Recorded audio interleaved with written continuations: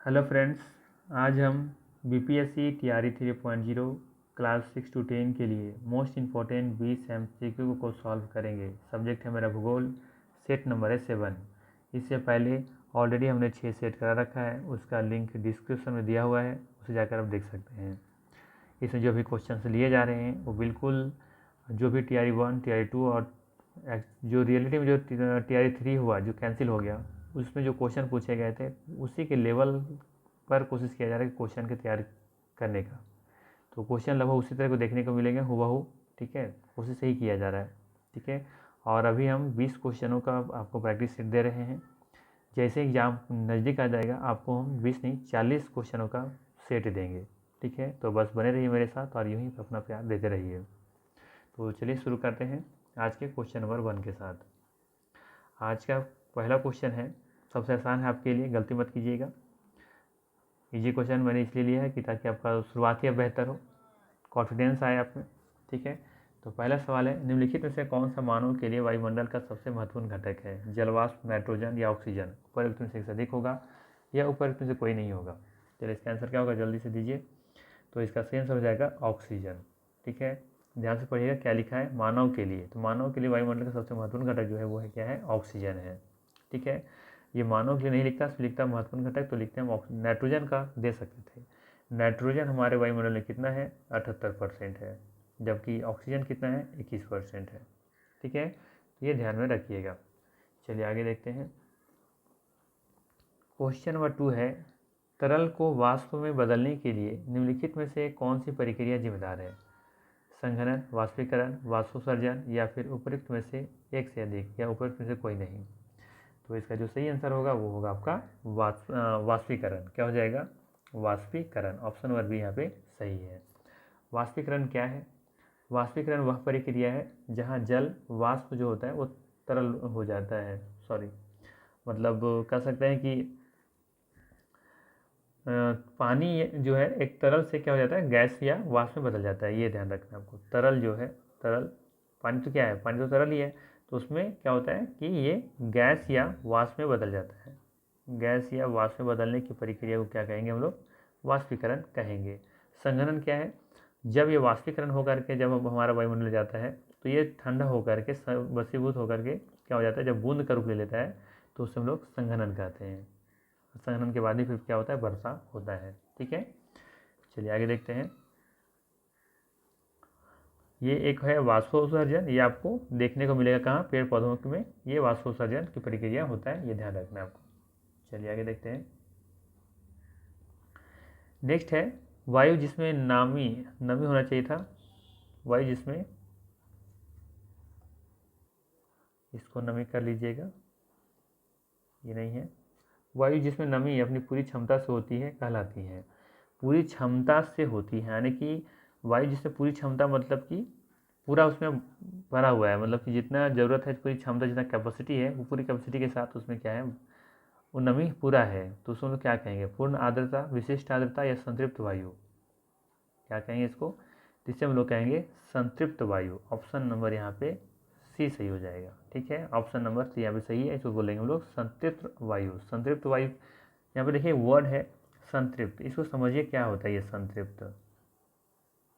एक होता है संतृप्त और एक होता है असंतृप्त। असंतृप्त,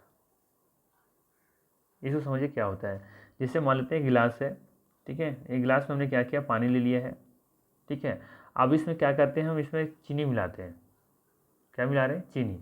तो चीनी मिलाएंगे तो शुरू में कुछ चीनी डालेंगे तो देखेंगे घुल जाएगा, फिर इसमें और चीनी डालिए तो फिर हो सकता है फिर घुल जाए, और चीनी डालिए, और ये तब तक इसमें पानी चीनी डाल के घोलते रहिए जब तक ये घुलना ना बंद हो जाए, ठीक है।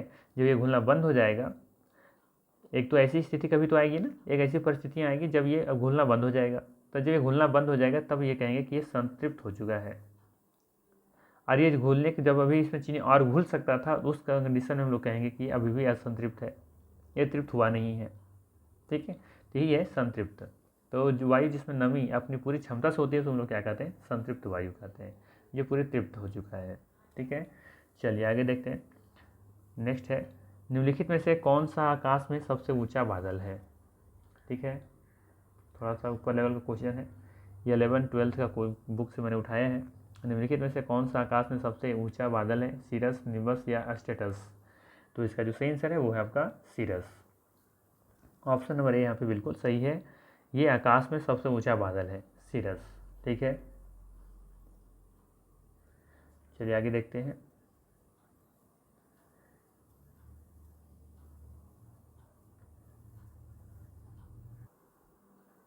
थोड़ा सा इसमें सीरस जो बादल होता है ना, इसके बारे में थोड़ा सा जानकारी ले लीजिए कि ये बादल जो होता है वो 8,000 से लेकर के 12,000 मीटर, 12,000 मीटर, किलोमीटर नहीं मीटर, मीटर की ऊंचाई में ये बनते हैं।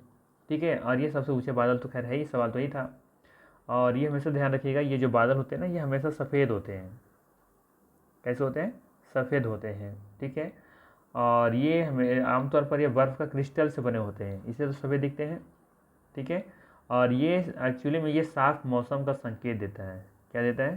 साफ़ मौसम का, साफ़ मौसम का संकेत देता है ये। ठीक है, ठीक है, बाकी भी मैं क्वेश्चन पर भी बनाऊंगा तो वहाँ पे इसको डिटेल से समझाऊंगा कि ये निम्बस और स्टेटस क्या है। ठीक है, और एक ठो और होता है, इसका 4 भाग होते हैं जनरली, 4 वर्गों में विभाजित किया गया। 3 यहाँ पे लिखा हुआ है। एक और ऑप्शन है ये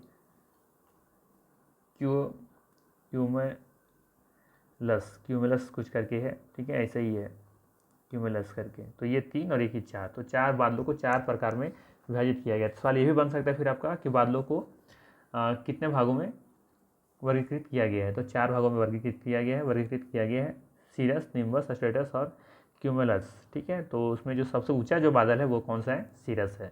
ठीक है, और ये साफ मौसम का इंडिकेट करता है। ये कलर इसका सफ़ेद होता है क्योंकि ये बर्फ़ का क्रिस्टल से बना होता है। और कितनी ऊंचाई पर देखने को मिलेगा? ये 8,000 से 12,000 मीटर के ऊंचाई पर देखने को मिलेगा। ठीक है, चलिए आगे देखते हैं। नेक्स्ट क्वेश्चन है, कोपेन की जलवायु की वर्गीकरण की प्रणाली को कहा जाता है? क्या कहा जाता है? व्यवस्थित, अनुवांशिक या फिर अनुभवजन्य? अनुभवजन्य क्या कहा जाता है? ये कमेंट करना, आपको बताना है क्या होगा, व्यवस्थित होगा, अनुवांशिक होगा या अनुभवजन्य होगा। तो इसका जो सही आंसर है वो होगा आपका कोपेन की जलवायु की वर्गीकरण की प्रणाली को हम लोग अनुभवजन्य कहते हैं। ऑप्शन नंबर यहाँ पे सी बिल्कुल सही हो जाएगा। ठीक है,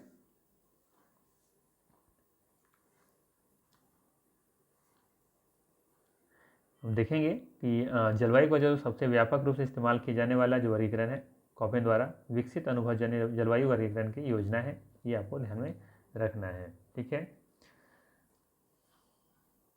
एक सवाल ये भी आता है कभी कभी कि कोपेन ने कितने जलवायु को कितने प्रमुख भागों में, समूहों में मान्यता दी है? तो ये प्रमुख 5 समूहों में क्या किया इन्होंने, विभाजित करके रखा है। कितना? 5 समूहों में। ठीक है, जो कैपिटल लेटर होता है ना, ACDEB इस तरह से, तो ये 5 वर्गों में इसको विभाजित किया है, ये ध्यान में रखिएगा। आगे है क्वेश्चन नंबर 6 है, अधिकांश भारतीय प्रायद्वीपीय को कोपेन की प्रणाली के अनुसार समूहीकृत किया जाएगा। अधिकांश भारतीय जो प्रायद्वीपीय जो है ना, हमारा प्रायद्वीपीय जो भारत कुछ इस तरीके से है। तो ये वाला जो प्रायद्वीपीय जो भारत बनता है हमारा, ये वाला हिस्सा है ना, तो ये हिस्से को हम लोग क्या, किस नाम से देंगे, किसे क्या नाम देंगे इसको, किसके अनुसार? कोपेन के अनुसार। ठीक है, तो ये आपको बताना है, कोपेन अनुसार बताना है आपको कि हम प्रायद्वीपीय भारत को हम क्या कहेंगे कोपेन के अनुसार। तो यहाँ पे देखिए थोड़ा सा, ये यहाँ पे स्टार्टिंग तो ये से कैपिटल से होता है ना, ये कैपिटल कर लीजिए इसको, एफ हो गया, BSH हो गया या फिर AM हो गया। तो प्रायद्वीपीय भारत को हम जनरली क्या कहते हैं, यहाँ पे परिष्कृत करेंगे AM के रूप में। ठीक है, AM के रूप में। यहाँ से क्वेश्चन बनते हैं, कोपेन के जलवायु जो वर्गीकरण है वहाँ से तो बनते ही हैं, तो इसको थोड़ा सा ध्यान दीजिएगा, एक बार इसको लर्न कर लीजिएगा, देख लीजिएगा। ठीक है, कहाँ पे क्या है क्या नहीं है। चलिए आगे देखते हैं। बस इसमें थोड़ा सा ध्यान रखिएगा, AM किसको कहते हैं? इसको कहते हैं उष्णकटिबंधीय मानसून जलवायु। क्या कहते हैं? उष्ण कटिबंधीय मानसून जलवायु क्षेत्र को हम लोग क्या कहते हैं? AM कहते हैं। ठीक है, तो ये ध्यान में रखिएगा। चलिए आगे देखते हैं। नेक्स्ट है, कोपेन्स के जलवायु वर्गीकरण के संदर्भ में निम्नलिखित युग्मों पर विचार कीजिए। इधर जलवायु का प्रकार दिया हुआ है और नामित इधर कोड दिया हुआ है। ठीक है, तो चलिए देखिए क्या होगा, किसका आंसर क्या होगा। बताना है कि इसमें से कि कॉम्पेंस की जलवायु वर्गीकरण के संदर्भ में निम्नलिखित युगों पर विचार करना है और बताना है इसमें कि कौन सा कथन यहाँ पे सही है। ठीक है, सही बताना है यहाँ पे। चलिए तो मिलाइए, देखिए पहला जो दिया हुआ है हमारा, तो यहाँ पे देखेंगे कि ये उष्णकटिबंधीय आर्द्र होगा, यहाँ पे आर्द्र जलवायु ए से नामित कोड है, सही है। मध्य अक्षांश जलवायु बी, ये भी सही है। शीत हिम वन जलवायु आपका ये भी सही है। ठीक है, और ठंडी जलवायु ये गलत है, यहाँ पे एफ नहीं होना चाहिए, यहाँ पे ठंडी जलवायु को ई के नाम से नामित किया गया है। ठीक है, तो यहाँ पे सिर्फ सही कौन सा है, 1 2 3। ऑप्शन नंबर देखिए कहाँ पे है, ऑप्शन नंबर बी यहाँ पे बिल्कुल सही हो जाएगा। ठीक है, तो ध्यान में रखिएगा, उष्णकटिबंधीय आर्द्र वायु जो जलवायु है वो आपका ए कहलाएगा, बाकी मध्य अक्षांश जलवायु बी, और शीत हिम वन जलवायु को डी, और बाकी यहाँ पे ठंडी जलवायु को ई कहा गया, ना कि एफ कहा गया है। ठीक है, चलिए आगे देखते हैं। अच्छा, एफ के लिए क्या है कोड है, तो ये किसी का कोड नहीं है, कॉम्पेंस के अनुसार ये एफ उन्होंने वर्गीकृत किया ही नहीं है। ठीक है, ध्यान रखिएगा, ये कॉम्पेंस के जलवायु वर्गीकरण में एफ नहीं है। ठीक है, चलिए आगे देखते हैं। नेक्स्ट है हमारा, उष्णकटिबंधीय घास के मैदान को किस रूप में जाना जाता है। उष्णकटिबंधीय घास के मैदान को किस रूप में जाना जाता है, प्रेरीज, स्टेपीज या सवाना, या फिर उपरोक्त में से अधिक होगा या फिर उपरोक्त में से कोई नहीं होगा। तब देखेंगे इसका जो आंसर होगा, उष्णकटिबंधीय घास के मैदान को हम लोग जानते हैं सवाना के नाम से। ठीक है, किसे नाम से जानते हैं, सवाना के नाम से जानते हैं। ठीक है, चलिए आगे देखते हैं। बाकी यहाँ पे अगर प्रेरी के बारे में जानना है थोड़ा सा, तो ये प्रेरी उत्तरी अमेरिका का है, उत्तरी अमेरिका। और स्टेपीज आपको देखने को मिलेगा कहाँ पे, स्टेपीज या स्टेप्स जो है, जो भी उसी को कहते हैं, यूरोप और उत्तरी एशिया। ठीक है, दोनों जगह थोड़ा थोड़ा देखने को मिलता है, उत्तरी एशिया। ठीक है, बाकी सवाना भी देख लीजिए, सवाना आपको कहाँ देखने को मिलेगा, अफ्रीका में। कहाँ, अफ्रीका, तथा साथ साथ में अफ्रीका के साथ में ऑस्ट्रेलिया,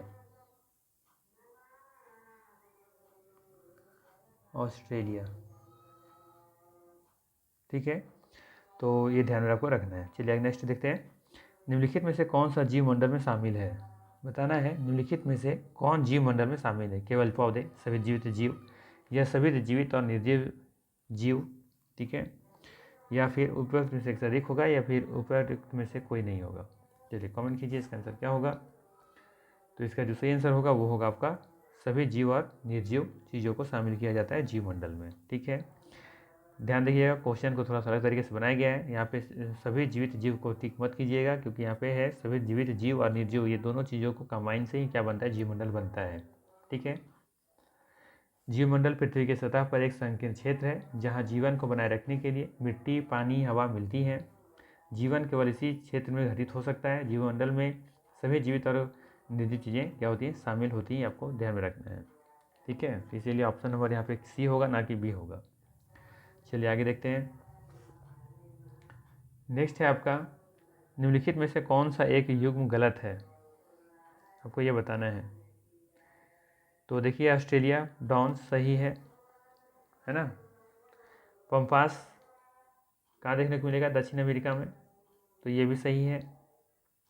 सेल्वास दक्षिण अमेरिका में देखने को मिलता है, तो ये भी सही है। तो यहाँ पे सभी सही मिलान किया हुआ है, तो अर्थात हम कह सकते हैं यहाँ पे 10 का जो होगा वो होगा ई नंबर।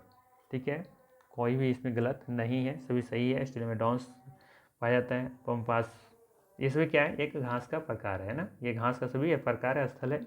डॉन्स दक्षिण अमेरिका, वैसे थोड़ा सा आपको उल्टा हो गया यहाँ पे, डॉन्स पहले होना चाहिए था, ऑस्ट्रेलिया बाद में होना चाहिए था, थोड़ा सा यहाँ पे मिस प्रिंटिंग है। ये डॉन्स यहाँ कर दीजिएगा और ऑस्ट्रेलिया को यहाँ लेकर के आ जाइएगा। ठीक है ना, बस बाकी सभी सही है। ठीक है, चलिए देखते हैं आज का क्वेश्चन नंबर 11। निम्नलिखित में से कौन सा एक अक्षांशीय विस्तार भारत के मुख्य भूमि क्षेत्र की सीमा के लिए प्रासंगिक है। बताना है आपको कि कौन सा अक्षांशीय विस्तार भारत की मुख्य भूमि की सीमा के लिए प्रासंगिक है ना। तो ये बताना है आपको। 8 डिग्री 41 मिनट नॉर्थ, तो देखिए 41 मिनट कहीं आता नहीं है, ये तो ऐसे हटा दीजिए। 8 डिग्री 4 मिनट नॉर्थ और 35 डिग्री 6 मिनट नॉर्थ, तो ये हो सकता है 8 डिग्री 4 मिनट नॉर्थ और 37 डिग्री 6 मिनट नॉर्थ। क्या दोनों? हाँ, 37 डिग्री और यहाँ पे 35 डिग्री है, तो 35 डिग्री कहीं नहीं आता है, ये 37 डिग्री होगा, तो ऑप्शन नंबर यहाँ पे क्या हो जाना चाहिए? सी हो जाना चाहिए। ठीक है, हमारी ट्रिक मैं बार बार बताता हूँ, ट्रिक वो क्या है? ट्रिक है इसका याद करने का कि सबसे पहले लिखिए 8, फिर लिखिए 7, फिर लिखिए 8 और फिर क्या लिखिए? 7। ठीक है, और 7 के बगल से फिर आपको याद रखना है यहाँ पे 25 लिखना है। ठीक है, और 8 के इधर लिखना है इधर 4। ठीक है, और यहाँ 7 का एक कम कीजिए 6 और 8 से एक कम कीजिए 7। बार बार प्रैक्टिस कीजिए, याद हो जाएगा आपको। फिर यहाँ पे आपको लिखना है 3, यहाँ लिखना है 6 और यहाँ पर 9। 3 का टेबल मतलब पढ़ लेना है और यहाँ पे क्लाइन खींच दीजिए। ऊपर वाला हो जाएगा आपका अक्षांशीय विस्तार और नीचे हो जाएगा देशांतरीय विस्तार। ठीक है, तो यहाँ पर अक्षांशीय वाला पूछा है, तो देखिए ये हो जाएगा 8 degree 4 minute 37 degree 37 degree 37 degree आपका 6 मिनट। तो देखिए कौन सा मिल रहा है? देखिए आपका मिल जाएगा यहाँ पे 37 डिग्री 6 मिनट ये वाला और 8 डिग्री 4 मिनट ये वाला, है ना। तो आसानी से, कहीं कोई दिक्कत नहीं हो, कुछ भी पूछे कहीं घुमा के पूछे कब आप आंसर दे देंगे। ठीक है, तो ये वाला सिर्फ ट्रिक याद रखिए। चलिए आगे देखते हैं। 12 नंबर में है, निम्नलिखित में से कौन सा देश भारत की सबसे लंबी भूमि सीमा साझा करता है? पाकिस्तान, चीन या बांग्लादेश? उपरोक्त में से अधिक होगा या फिर कोई नहीं होगा? तो इसका जो सही आंसर है वो हो जाएगा आपका बांग्लादेश। ठीक है, क्या हो जाएगा? बांग्लादेश। वैसे बांग्लादेश के साथ सीमा कितना लगता है, कितना किलोमीटर? तो ये लगता है 4096, इतना याद रखिएगा। ठीक है, 4096 किलोमीटर के आसपास इसकी सीमा लगती है। ठीक है, चीन के साथ कितना लगता है? 3488 किलोमीटर। पाकिस्तान के साथ कितना लगता है? 3323, 3323। पाकिस्तान के साथ कितना लगता है? 3323। चीन के साथ 3488, 3488। ठीक है, और बाकी आपका बांग्लादेश 40996, यानी 4096 किलोमीटर। ठीक है, सबसे कम किसके साथ लगता है? अफगानिस्तान के साथ कितना लगता है? वो 106 किलोमीटर। ठीक है, और कुल मिला के कितने देशों के साथ हमारी सीमा लगता है देश का? कमेंट करके मुझे बताइए तो ज़रा, कितने देशों के साथ सीमा लगता है भारत का? चलिए आगे देखते हैं। क्वेश्चन नंबर 13 है, निम्नलिखित में से कौन सा देशांतर भारत के लिए मानक रेखा है? मानक मध्याह्न रेखा, ये आपको बताना है। चलिए आसान सा क्वेश्चन है। कौन सा क्या हो जाएगा? 82 डिग्री 30 मिनट नॉर्थ वाला होगा या फिर 82 डिग्री 30 मिनट ईस्ट वाला होगा? ठीक है, तो हमेशा याद रखिए हमारा ये पृथ्वी है और हमारा भारत यहाँ पर स्थित है, तो यहाँ पर क्या हो जाएगा? हमेशा ईस्ट की तरफ। तो ऑप्शन नंबर यहाँ पे हो जाएगा C number, 82 degree 30 minute east वाला। ठीक है, कन्फ्यूज नहीं कीजिएगा, नॉर्थ में नहीं होगा। ठीक है, चलिए आगे देखते हैं। 14 नंबर, निम्नलिखित में से कौन सा देश भारत से क्षेत्रफल में बड़ा है?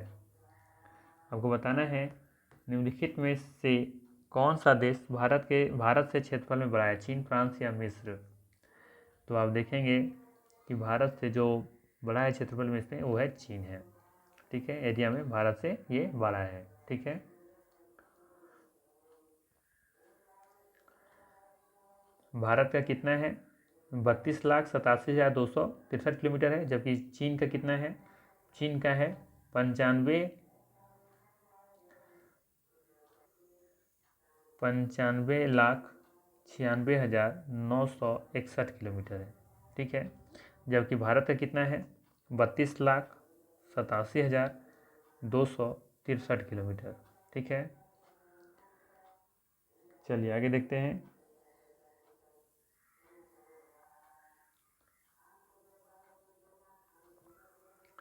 15 नंबर क्वेश्चन है, करेवा संरचना हिमालय के किस भाग में मिलती है? करेवा संरचना भारत के किस राज्य में मिलती है, ये आपको बताना है। ठीक है, ये करेवा है क्या? तो ये करेवा जो है एक हिमाच्छादित मिट्टी है। क्या है ये? हिमाच्छादित मिट्टी है। ठीक है, और अन्य सामग्रियों के मोटे निक्षेप है जो मोराइन से जुड़े होते हैं। ठीक है, ये बात ध्यान में रखना है करेवा के बारे में। तो ये आपको करेवा संरचना हिमालय के किस भाग देखने को मिलेगा, कहाँ देखने को मिलेगा? तो ये देखने को मिलेगा आपको कश्मीर हिमालय में। कहाँ? कश्मीर हिमालय में। ऑप्शन नंबर बी इसका सही आंसर है। ध्यान रखिएगा, करेवा संरचना कहाँ देखने को मिलता है? ये कश्मीर हिमालय में देखने को मिलेगा। यह एक मिट्टी का प्रकार है। चलिए आगे देखते हैं। लोकटक झील, लोकटक झील निम्नलिखित में से किस राज्य में स्थित है? केरल में, मणिपुर में, उत्तराखंड में? तो ये है आपका ऑप्शन नंबर बी यहाँ पे सही हो जाएगा। ठीक है, मणिपुर में। ठीक है, यहाँ पे एक राष्ट्रीय उद्यान भी है, उसका नाम क्या है? कुछ करके ना लामजाओ, पूरा नाम थोड़ा नहीं याद आ रहा है, लेकिन लामजाओ नाम का है। यहाँ पे क्या है? एक राष्ट्रीय उद्यान है ना। और इसका खासियत क्या है? ये इसका खासियत ये है कि तैरता हुआ पार्क है ना। और दुनिया का ये सबसे बड़ा है, दुनिया का सबसे बड़ा तैरता हुआ क्या है? ये पार्क है। तो ये थोड़ा सा ध्यान में रखना है आपको। चलिए आगे देखते हैं। क्वेश्चन नंबर 17 है, कौन सा जल निकाय अंडमान को निकोबार से अलग करता है? कौन सा जल निकाय अंडमान को निकोबार से अलग करता है? 11 डिग्री चैनल, 10 डिग्री चैनल, या फिर 12 डिग्री चैनल, या मन्नार की खाड़ी, या फिर उपरोक्त में से कोई नहीं? तो इसका जो सही आंसर है वो है आपका option number B, 10 degree channel. ठीक है, चैनल वैसे होता क्या है पता है? चैनल क्या होता है? चैनल एक व्यापक खुला जलमार्ग होता है जो दो भूभागों से होकर के गुजरता है, दो भूभागों से होकर के गुजरता है जो एक दूसरे से करीब स्थित होते हैं। ठीक है, उसी को लोग क्या कहते हैं? चैनल। समझ में आया कि नहीं? चैनल क्या है? चैनल एक व्यापक खुला जलमार्ग होता है जो दो भूभागों से होकर के गुजरता है जो एक दूसरे से के करीब में क्या होते हैं? स्थित होते हैं। ये ध्यान में आपको रखना है। ठीक है, चलिए आगे देखते हैं। 18 नंबर क्वेश्चन, निम्नलिखित में से किस पर्वत श्रृंखला पर डोडा बेटा शिखर स्थित है? तो ये तो आसान सा क्वेश्चन हो गया आपके लिए। कार्डमम हिल्स, नीलगिरी हिल्स, या अन्नामलाई हिल्स? तो इसका सही आंसर क्या है? नीलगिरी हिल्स। नीलगिरी हिल्स का सबसे ऊंची चोटी क्या है? ये आपका डोडा बेटा है। ये भी कह सकते हैं कि दक्षिण भारत की सबसे ऊंची चोटी में से एक है ये। ठीक है, और ये कहाँ स्थित है? ये तमिलनाडु में स्थित है, ये ध्यान रखिएगा। कहाँ पे? तमिलनाडु। ठीक है, चलिए आप लोग कमेंट करके बताइए तो मुझे जरा कि पालघाट भोर घाट कहाँ देखने को मिलेगा? पालघाट और एक भोर घाट। ठीक है, चलिए नेक्स्ट है, निम्नलिखित में से किस नदी को बंगाल का शोक कहा जाता था? किस नदी को बंगाल का शोक कहा जाता था? महानदी, सोन नदी, या कोसी नदी? तो इसका सही आंसर है इनमें से कोई नहीं। ठीक है, इनमें से कोई नहीं। क्यों नहीं होगा? क्योंकि हम जानते हैं बंगाल का शोक जो है वो है दामोदर नदी। कौन सा? दामोदर। ऑप्शन में तो है ही नहीं। ठीक है, कोसी नदी किसका है? बिहार का है।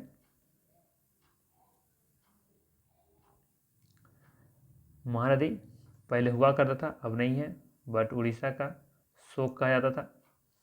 ठीक है, बाकी सोन कहाँ पे देखने को मिलेगा? ये सोन अमरकंटक से निकलती हैं। कहाँ से? अमरकंटक से निकलती हैं उत्तर की दिशा, उत्तर की दिशा की ओर बहते हुए जाके गंगा में मिल जाती हैं। ठीक है, अमरकंटक से निकलती हैं और उत्तर की दिशा की ओर बढ़ते हुए जाकर के गंगा में मिल जाती हैं। तो गंगा की एक सहायक नदी है। ठीक है, ये सोन निकलती है अमरकंटक, ये कहाँ से निकलते हैं? यानी कि मध्य प्रदेश से। ये अमरकंटक कहाँ है? मध्य प्रदेश में है। ठीक है, चलिए आगे देखते हैं। आज का अंतिम प्रश्न, निम्नलिखित में से किस नदी में भारत की सबसे बड़ी नदी बेसिन है? निम्नलिखित में से किस नदी में भारत की सबसे बड़ी नदी बेसिन है? ये आपको बताना है। आज का अंतिम प्रश्न, गलती मत कीजिएगा। चलिए इसका सही आंसर क्या है? गंगा। ठीक है, भारत की सबसे बड़ी नदी बेसिन है गंगा। ठीक है, तो ये थे मोस्ट इम्पोर्टेंट 20 MCQ। कैसा लगा ये टेस्ट? कमेंट करके मुझे ज़रूर बताइएगा। और क्या चाहिए, क्या कुछ नया चाहिए? अगर मेरा पढ़ाने का तरीका अच्छा लग रहा हो, या कुछ चाहते हैं कि ऑप्शन को और डिटेल से बताया जाए, या फिर क्वेश्चनों की संख्या बढ़ाई जाए, मुझे कमेंट करके मुझे ज़रूर बताइएगा। ठीक है, अगर पसंद आया हो तो लाइक कर दीजिए, नहीं पसंद आया तो डिसलाइक भी कर दीजिएगा। ठीक है, ताकि मुझे समझ में आए कि हम क्या कर रहे हैं। ठीक है, तो चलिए मिलते हैं हम लोग फिर नेक्स्ट वीडियो में। Thank you.